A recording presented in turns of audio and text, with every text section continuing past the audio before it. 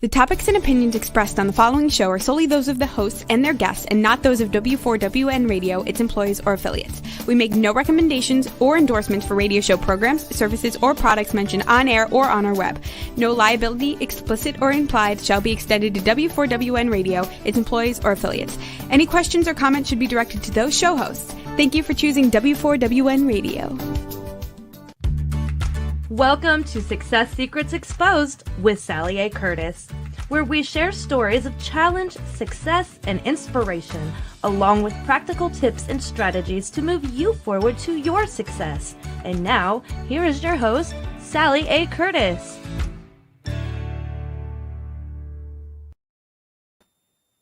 Good evening, good morning, and good day to you all. Welcome to another episode of Success Secrets Exposed, where we have conversations with today's thought leaders, change makers, disruptors, to bring you tips, tools, and strategies to help you grow. For those that are new to the show, I'm a content repurposing whiz for speakers, authors, coaches, and consultants, helping them turn their books into 2 years' worth of social media posts, effectively turning their existing content into new profits. Today we have what's going to be a very exciting show, lots of fun and mayhem to be had. Today we're going to be talking about under siege, hostage negotiation principles that will help you build your business. And today I have two of my very, very dear friends as guests today, Derrick and Gary, who are two of Australia's high-stakes negotiation specialists. And today we want to take you behind the scenes of a real-life police siege and discuss how the techniques used for survival in those high-risk situations can be used to increase your own personal performance in both life and business. Just to give you a little bit of an insight, Gary is a former lawyer and communications and negotiation specialist who was part of the team that actually helped develop the competency standards for police hostage negotiators and works extensively in the areas of team building and high performance outcomes. And Derrick McManus is a former police sniper, diver, and counter-terrorist operative who was shot 14 times in less than 5 seconds.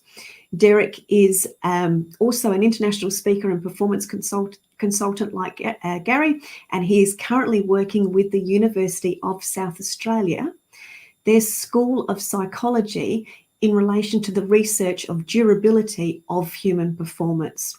So please help me welcome to the show Gary Edwards and Derrick McManus. Hi, Sally. How are you going?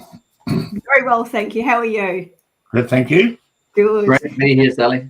Well, thank you for joining me. We were already getting comments that we're three of somebody's favourite people, and I know who that is. Thank you very much, Peter.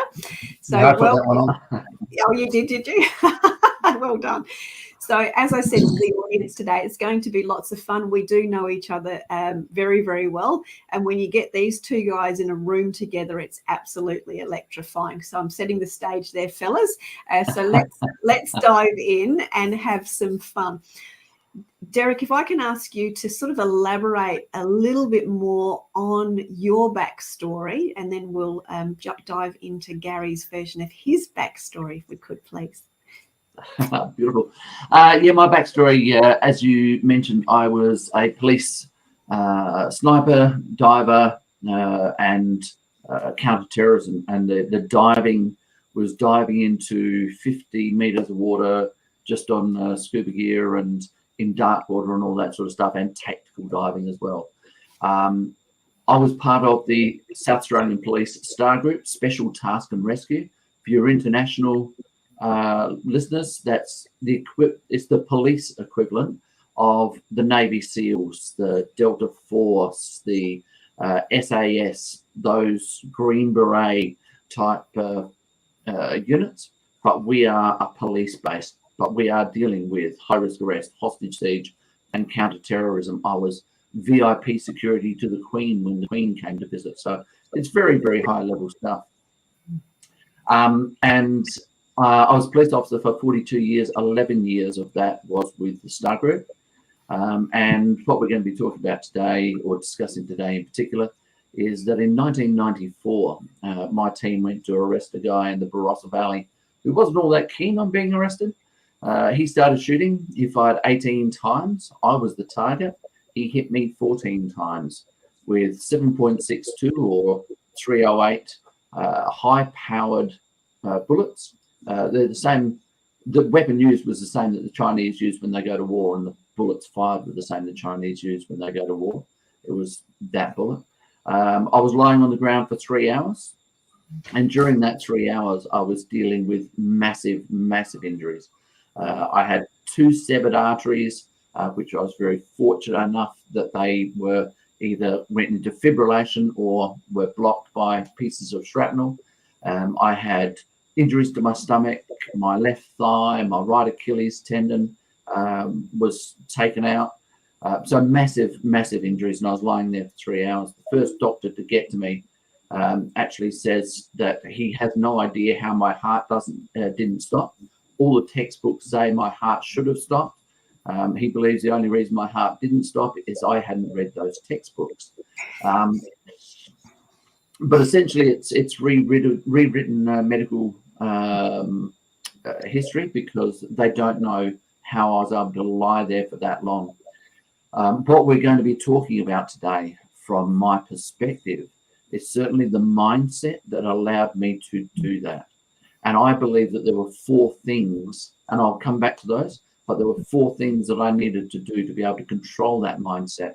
But it wasn't something that I did in the spirit of the moment. It was what I did beforehand to prepare myself for what I could realistically expect to encounter, that allowed me to do it and allowed me to survive afterwards.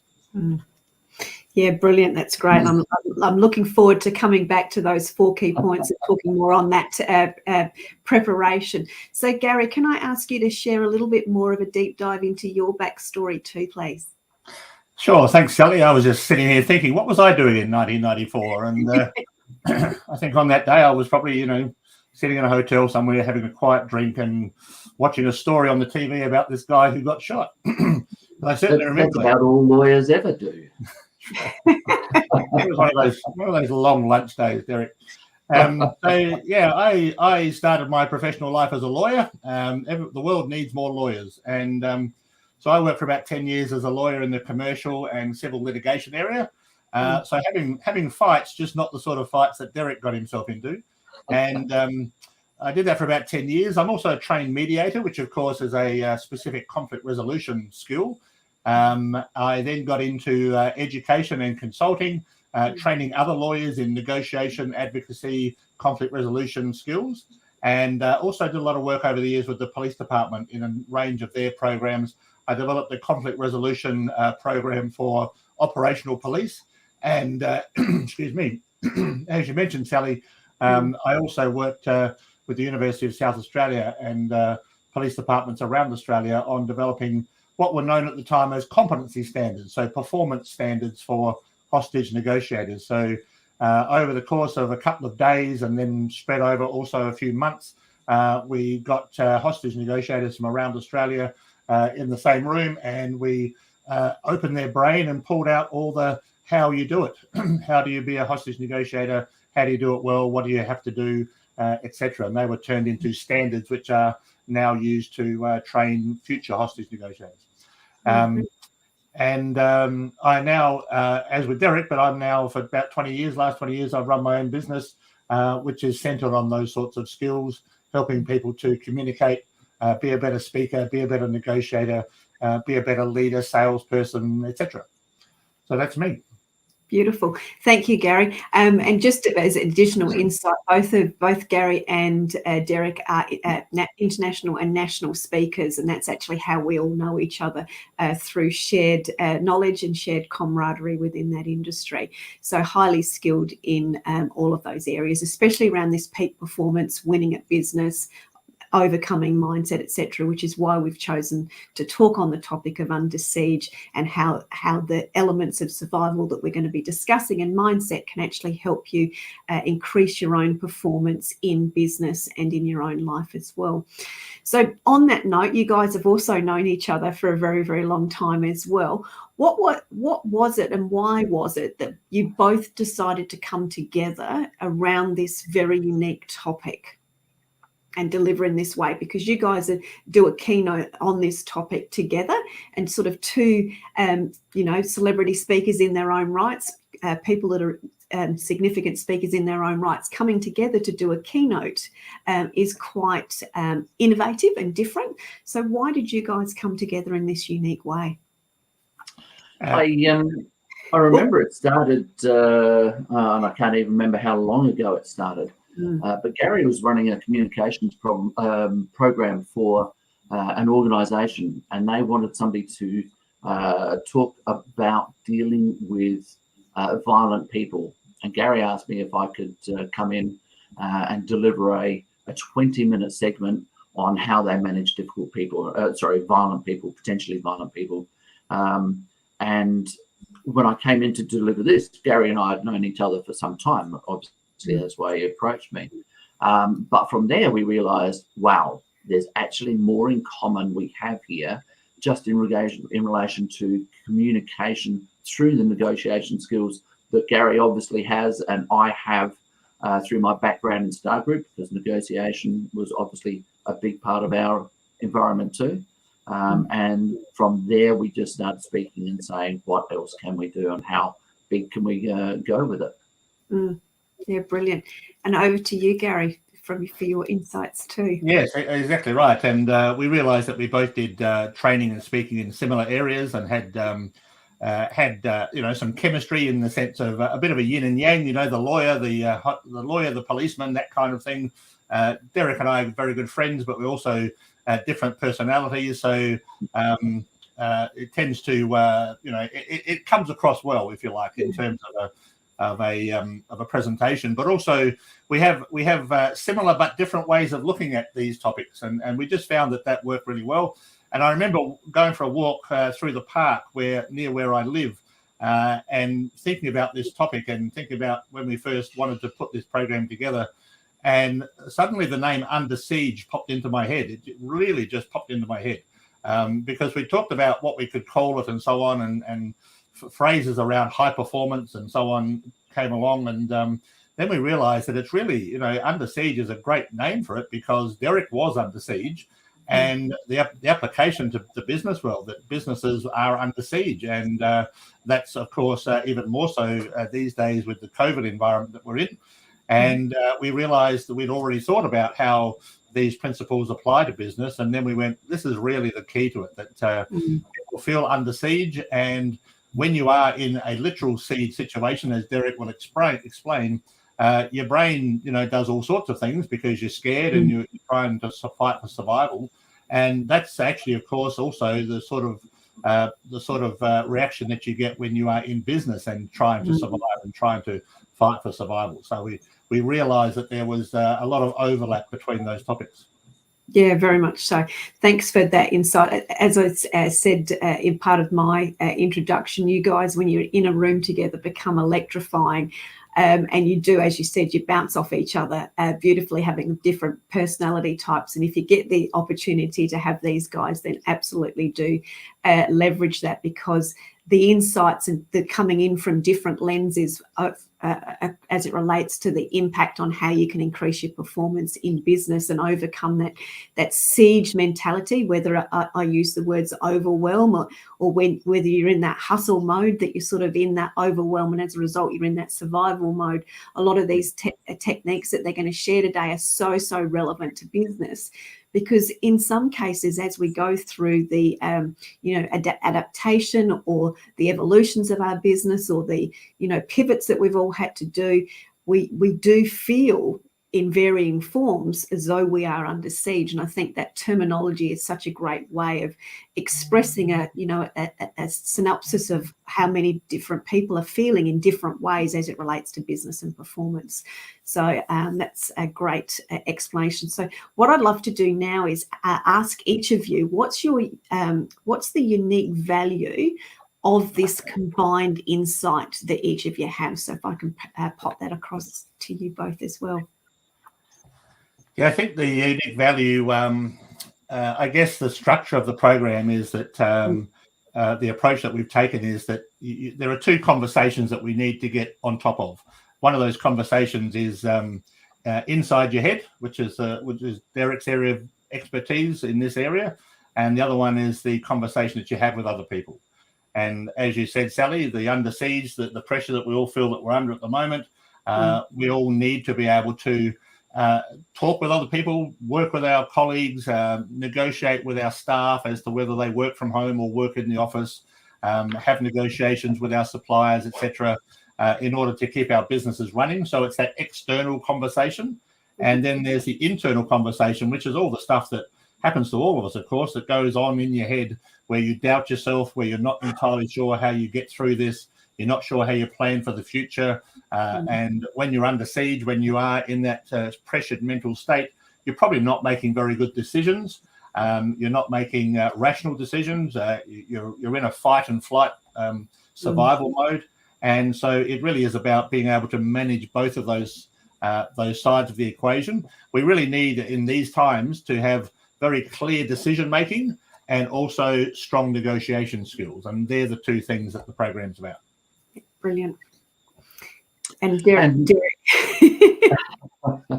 My experience, it is that under siege mentality, as Gary was saying, when we are under siege, and what you were saying before about that feeling of overwhelm. As soon as we get under siege, it is that feeling of overwhelm.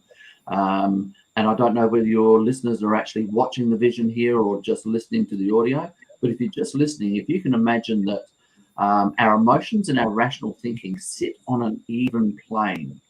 And when they're on an even plane, everything is calm, everything is rational, everything is controllable, everything's going exactly the way you want it to, and we're enjoying life. But as soon as we start to get that overwhelm, our emotions go high and our rational thinking goes low. And this is where it goes to what Gary was describing, fight and flight. As soon as our rational thinking goes low, we are in fight and flight, we are in panic mode. It's not when we do the smart things, it's when we do the dumb things. And part of what we are preparing people for is so that they can manage those emotions, not eliminate the emotions. We can't take the emotions out. We are emotional driven people.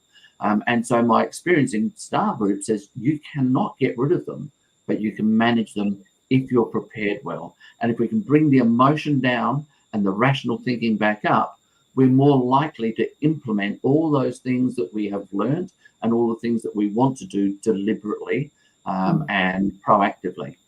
And so it is about taking the emotion to a place where we can actually implement the logical things, which is the other side of what we do in this program. And it is that lived experience from me being able to say, I've been in the situation, this is how it worked for me, and then saying these tools can actually work for you as well. Yeah, brilliant. So I'd really like to sort of dive into, and I'd love to get to the, Derrick, you talked about the preparation, your 4 points around that, but I'd really like to sort of dig into a little bit further as it relates to the types of problems we're seeing in business right now. Obviously, emotionally and personally, we've covered a lot of those, that overwhelm and those sorts of things. But I'd love to deep dive into some of the problems that you're seeing, and then maybe some of the solutions and tips that you've got to share around those, or insights. Yeah, I think that in a nutshell, or to kind of be a bit broad about it, Sally, I think that businesses are probably having three major issues at the moment. The first one is survival. Can we keep the doors open? Can we make short-term money? Can we actually make some money? And I know, for example, hotels in Adelaide where we live are saying, hey, look, we just haven't got anyone coming in the door because of COVID. So there's that short-term survival, which is very much an under siege. I mean, if you're in business and you're not making money, then you're not planning for the future. You're not thinking about any of that stuff. You are just trying to do that. So the first one is survival. The second one, so to survive, and the second one is the good old fashioned to thrive. I mean, that's the thing that's been around for a long time, survive and thrive. But it's a more so now. How do I really survive? And then thriving is really about, now what do I do? And now, as we come out of, hopefully coming out of COVID, or somehow trying to work our way through it, what does it mean to thrive? What are the possibilities that are out there? You know, we did a whole lot of pivoting. Do we have to pivot again? Where do I go next? What do I do next? And how do I do that? Am I in the right business? Maybe I need to change my business entirely. So how do we make short-term success, short-term wins? And what do we do for the future, which is where the decision-making certainly comes into it. And being able to predict the future is very difficult at the moment. But we've certainly learnt a lot of stuff about ourselves and about our businesses over the last couple of years. And the third area, which I guess is where I come in a bit with the negotiation side of it, is about just dealing with people. That ability to, particularly, you know, as you take your business into the future, do you have the staff to do that? Do they want to work from home? Are they willing to come back into the office? Can you get them on board to help you plan and work for the future? Or are they themselves, and quite naturally, people are a little bit isolated and insular themselves. They're just trying to look after themselves and look after their family. And so the idea of, hey, come back into the office and join us and we'll try and work our way through this. I think a lot of people are saying, I just can't handle that at the moment. You know, I've got kids at home that I need to homeschool, etc. So there's a lot of pressures on business at the moment. And that's one of the key things. That's the Under Siege. I guess that's the tagline for Under Siege in a way, that we are under pressure. And when your brain is under a lot of pressure, it's really hard to be able to make good decisions. And it's really hard to be able to negotiate with other people who are under similar pressure, because everyone, like Derrick said, everyone's emotions are up here, and it's very hard to get a rational discussion going. Yeah, I think that's so important. And I know in my own life and experience, when I've had, I'll call, you know, those peak stress situations, and I'm laughing because whenever I've had those, you know, peak stress where I can't think clearly because I'm so under pressure that, you know, the thoughts just don't come logically. They just don't come. I just can't think straight. And I always laugh because I know when I'm getting close to being like that, because all my technology stops working. It's just like there's an energetic field and it just goes, oh God, she's just about to go into chaos. We're all running away. So the minute one of my pieces of technology don't work, I know I've got a good warning sign. We must have created some form of bond there.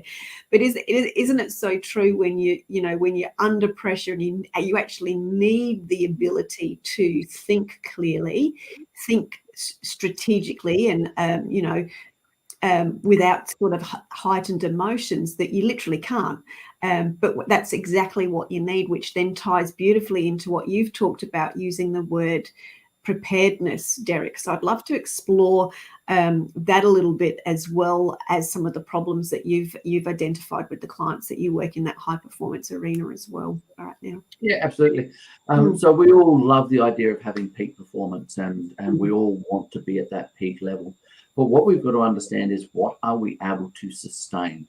And when people get into a business environment and they get to that high level of performance and they think, I'm at my peak, I've now got to sustain this. Otherwise, the CEO is going to doubt me. My team is going to doubt me if I'm not able to sustain this peak performance I've got here. I've got to be able to hold it.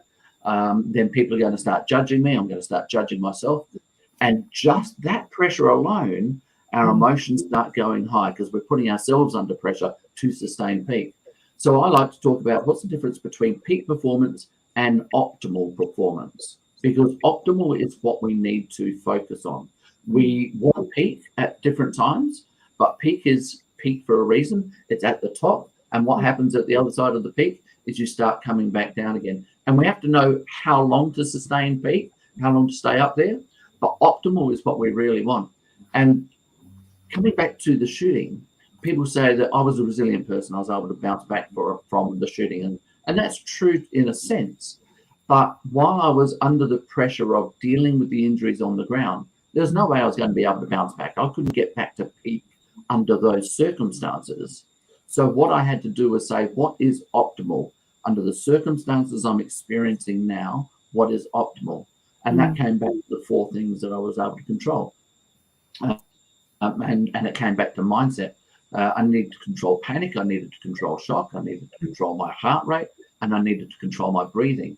And I knew if I could control those 4, it would give me a chance of surviving longer so that I can start building back to where I am going. So what we like to do is we like to get really practical with businesses and say, what are the challenges you can anticipate? What can you expect of yourself during those challenges? And what would be optimal for you? And this comes down to some very practical things that we do in the workshops that we run. But it is understanding that difference between optimal and peak and when we need both.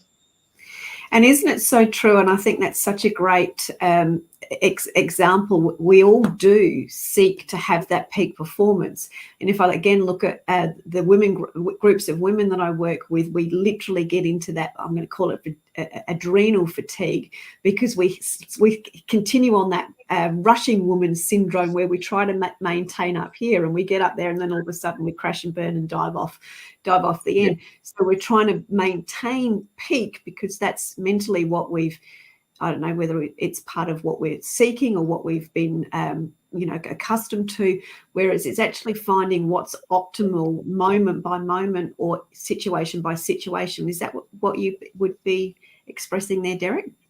Yeah, absolutely. It's understanding that, as you described, if you try to sustain peak, you'll only build up anxiety, stress, and eventually you'll burn out, and bang, everybody drops once we get burnout. So it's about understanding what is best for us. But the idea of being able to, or that we have to sustain peak, comes from societal expectations, which then build our own personal expectations. And we're not kind enough to ourselves to say we can't do this. People will consciously articulate and say, oh, you need to go and have a massage, you need to go and take a couple of weeks off. But we actually feel guilty when we do it, when we know other people are still under pressure. But it is about normalizing that conversation. And something else I talk about is that there are 2 different ways of instilling resilience. Now, one level of resilience is the resilience to be able to recover when we have had the burnout and we've dropped, when we've made a mistake, when things haven't quite gone wrong. How do we bounce back from that? But the other side of resilience, which is the one that allows us to sustain optimal and sustain peak for a certain period of time, is the resilience that we need to be able to keep on pushing ourselves through those challenges towards a certain goal. It's a different style of resilience to bounce back. This is about bouncing forward and being able to continually push ourselves to the point where we reach that goal, but then are able to say, now is the time to change and take time off and relax and come back to plateau. I mean, you've only got to look at the Olympic athletes. They don't sustain optimal for 4 years between Olympics. They have their peaks and their flows and their troughs and their downtimes, their massage, times where they're just coasting to keep things going. And then they will peak again for an international, and then they'll take a wallow again before they peak for the Olympics again. So it is about understanding it and being compassionate with ourselves. And that's one of the key things for me, is self-compassion. Yeah, brilliantly said. I think that's, I picked up the words, be kind to yourself, which I know, again, is something that is always easily said, and go, yeah, that's a really great idea. But, how often do we take it on genuinely, and how often do we continue to keep that for our own self-devotion of forms? So, yeah, totally hear you on that one. Gary, yeah, Can please. I just jump in, Sally? Just thinking about when Derrick was speaking then, and your original question about, the pressures that business are under. All the programs that I run myself are communication-based, except for one. For one client, I run a program. It started as a time management type of program, but it's now called Managing Your Work, Priorities and Energy. And I did it for them because they're a very good client, and it's an area that I thought, yes, this is something that I know a bit about. And so I run it every now and then for groups of people. And the last couple of years, we've every time we put it up, we've kind of been swamped by people. And so, on one level, we can talk about business owners and entrepreneurs like us and running your own business. But these principles also apply to people who are working for the organizations. And I was really surprised that, I shouldn't be surprised, but I was. You kind of know that people are doing it hard. But I remember one of the online seminars that we did, the people were so close to burnout, so close to having no idea what to do next. There was one guy who said, I'm managing 3 inboxes right now, just because of, that's the way life is and people are off on staff leave or whatever. One woman said, look, I'm a new mother. I've got a little baby. I'm part-time. I've got to go back to work in order to live. And being part-time, part-time, you're being paid part-time, but you're basically doing full-time work. There was another woman who worked in a regional area, a country town, where there's a limited number of staff available. And so she was promoted to a kind of a management type role that, quite frankly, she wasn't ready for, but she was the only person available to do it. So she sort of came back off of leave and they said, but right now you're doing this job. And so everyone is just overwhelmed by the amount of work that they've got to do. Then on top of that, there's the demand of the public, people coming in wanting more things.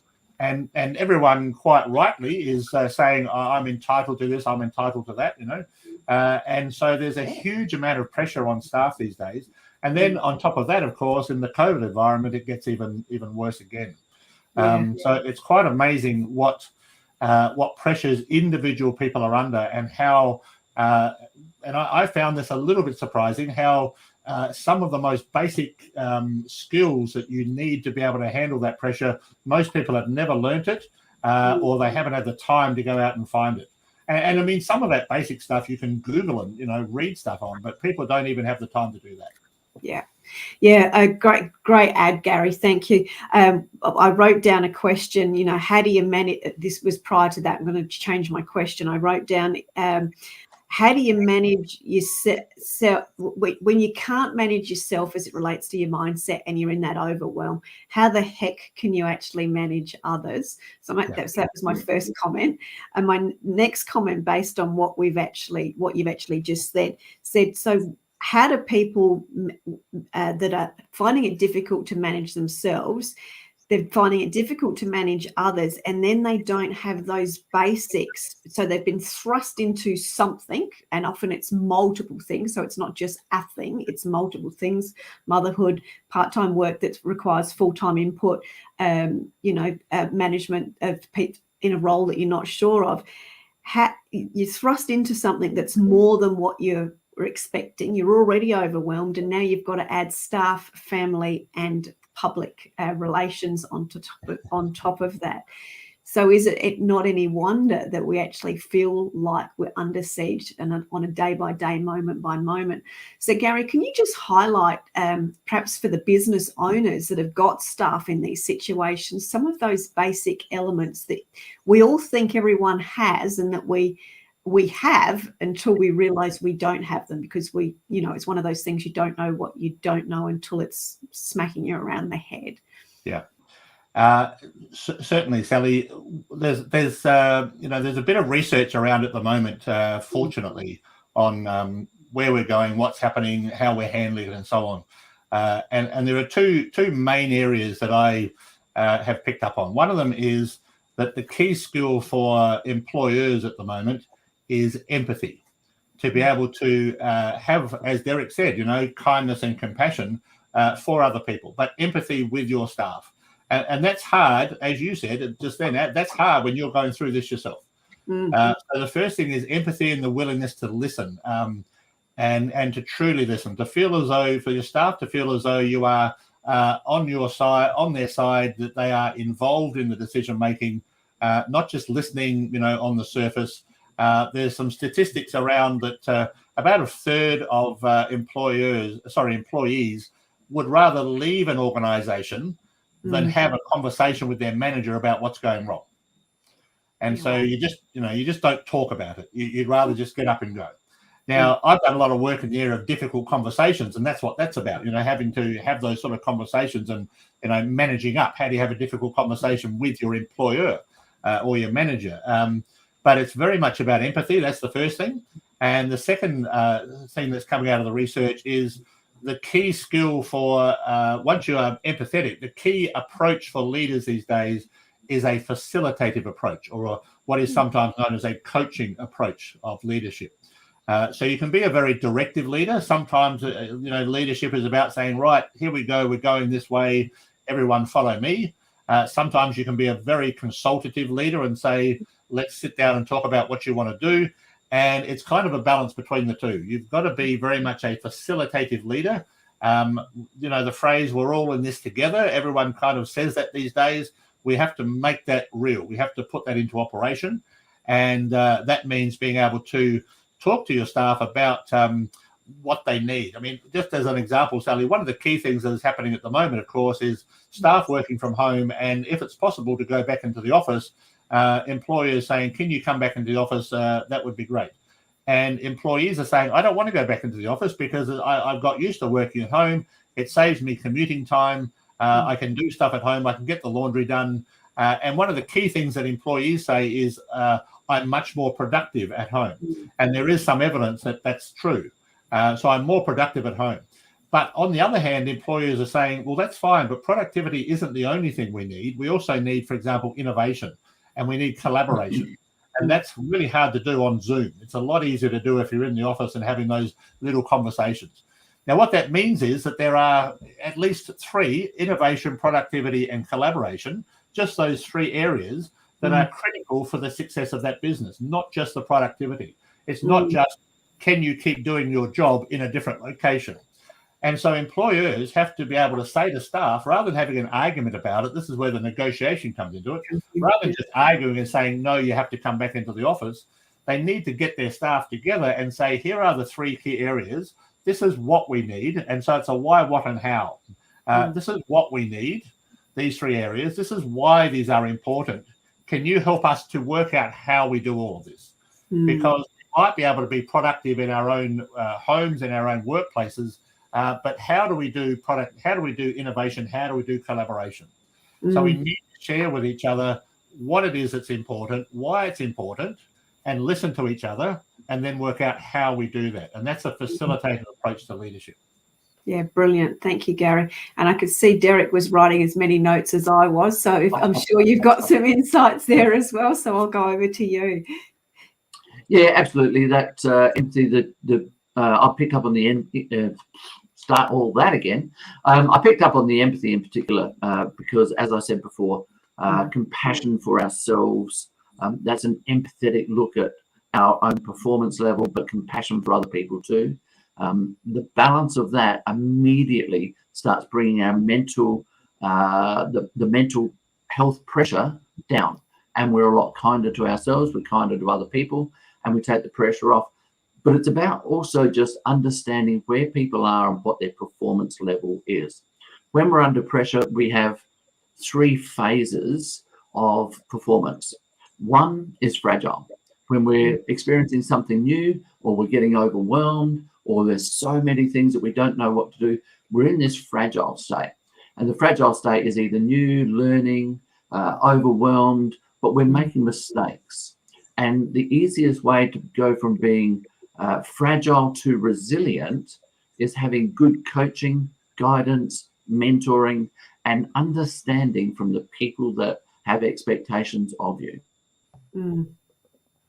Now, this comes back to our managers and our supervisors, but also our life partners as well. That understanding, that coaching, that guidance, that support, because part of what this program is for Gary and I is it allows people in an organisation to see that the organisation cares about them. They are upskilling them to do the job that they've been asked to do and supporting them through that development. And so we want to understand, are people in the fragile state or are they in that resilient state? And resilience is the ability to bounce back after things go wrong. So that's the first 2 phases. And if we can get people to resilient, people generally go, that's sensational. But Gary and I will then take them to that point where they are 100% reliable for the job that they've been asked to do. And a lot of this comes back to normalizing a conversation inside your head where we understand our performance isn't always going to be perfect. And sometimes when we bounce back to that resilient stage again, it's understanding what do we need to do to implement the tools, and what are those tools in particular that we need to get back to that point of 100% reliable again. So if I recap, it's fragile, resilient, and then reliable. Is that right? The model that I use is a model for human durability, which I've created myself. I know that Gary gets sensitive when I use that word sometimes, but it is about building that durability, and durability is going past that point of resilience. If you remember the chemical explosion in the port of Beirut in Lebanon, the Lebanese government said, our people, we've experienced this, 3,000 kilograms of chemicals exploded, killed people, destroyed buildings, but the Lebanese people, we've been through wars, we've been overtaken, we've had so much, we are resilient, we'll bounce back. There was one lady that was interviewed, and she said, I'm tired of being resilient. I just want to be able to enjoy my life. And the resilience, and this is where trying to sustain peak is putting ourselves under pressure. It's finding that place where we are 100% reliable, where we can sustain an optimal performance. And this is what I call durability. So it's fragile to resilient to durable. Durable. I can see Gary's wriggling there, and then go Gary.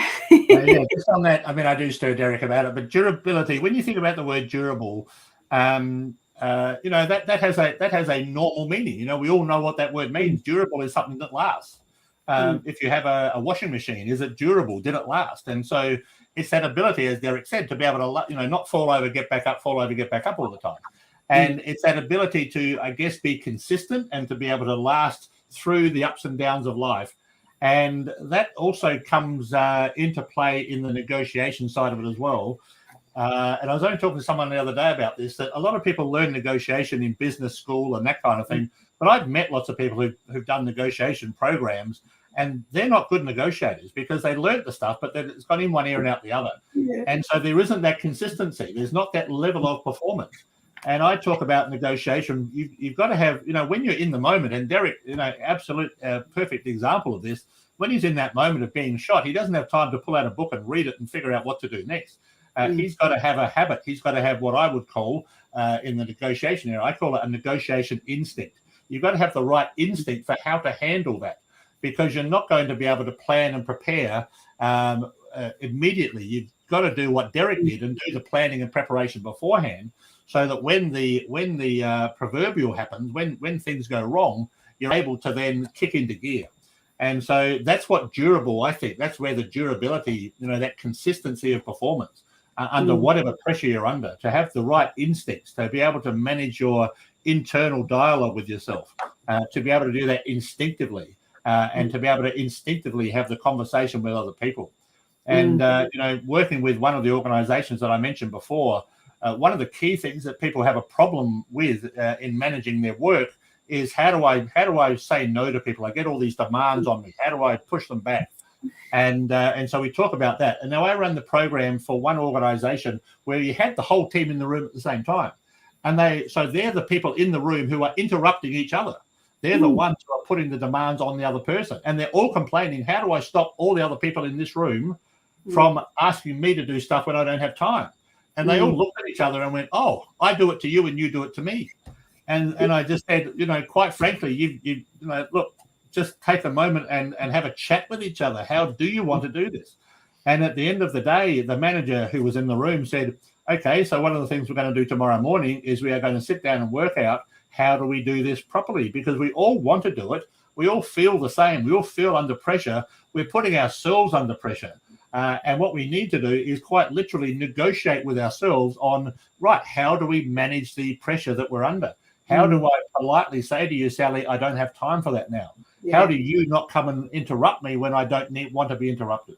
So it's that ability to get to that point. And now what that means is that from that negotiation process, they will have a more durable workplace because the level of performance will be more consistent. Yeah, I think that's such a great explanation. We've just had comments about the explanation of durability being spot on.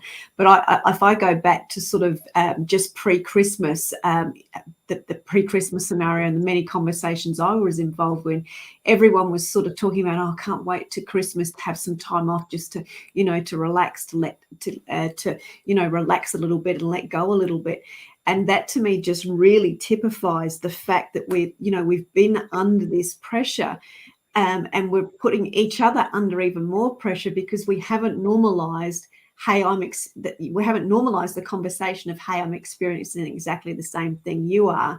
And I didn't realize I was doing the same thing to you. So there's that opportunity to normalize that conversation.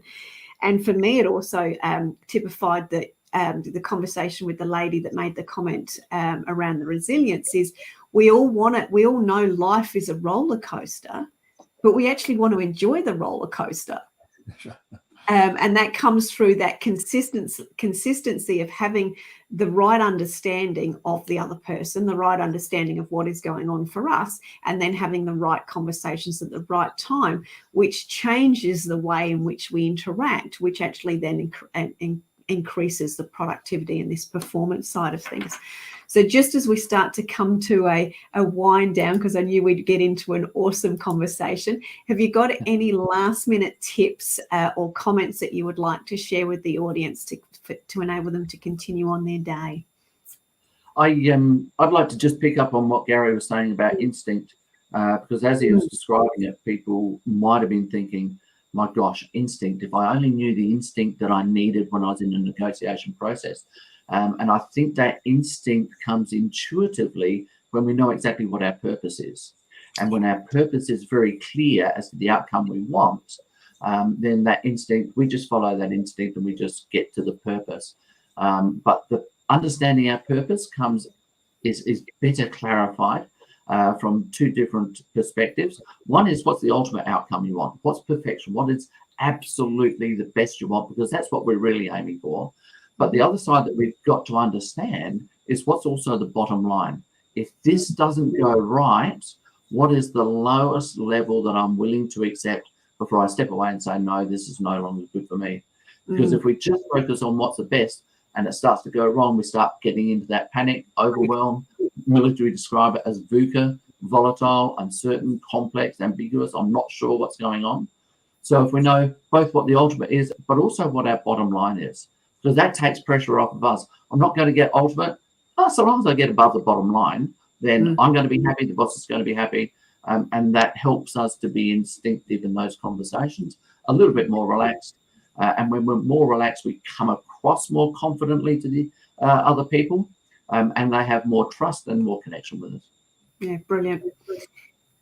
Gary, I can see you've got a pause there. So have you got something else to add to that? Just one thing. I just remind people of what I mentioned before. We need to see each other as allies, not adversaries. Allies, not adversaries. It's a very competitive environment that we're in at the moment. We're all trying to survive. We're all trying to get on with stuff. And so go back to what I mentioned before, which is what, why, and how.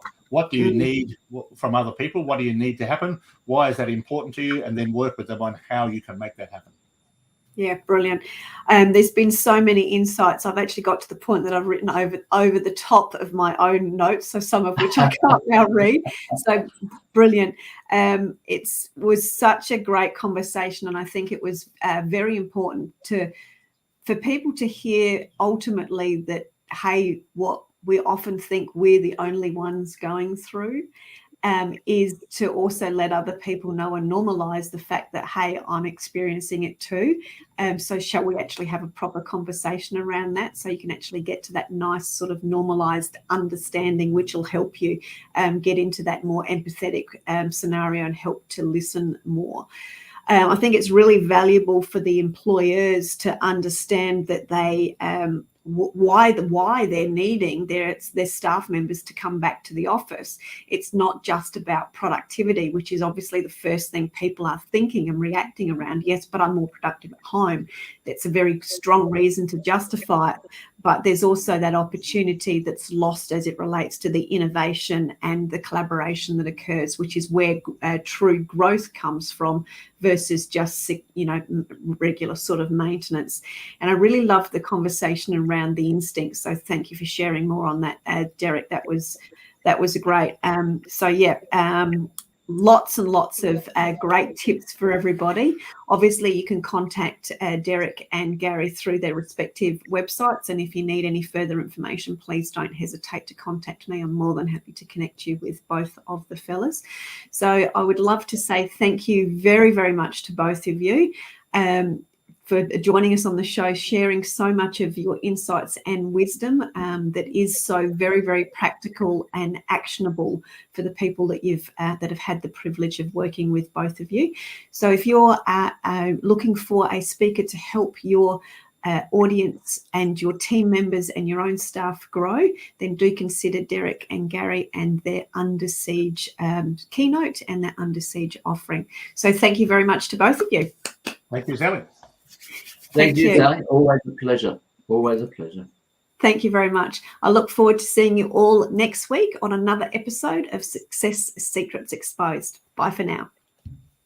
Bye. That's it for this week's episode. Thank you so much for joining us, and I trust that you got some inspirational tips to move you forward. You can find this episode along with many more on your favorite streaming platform such as iHeartRadio, Spotify, iTunes, and more. See you next Thursday at 7 p.m. Eastern Time for more Success Secrets Exposed with Sally A. Curtis.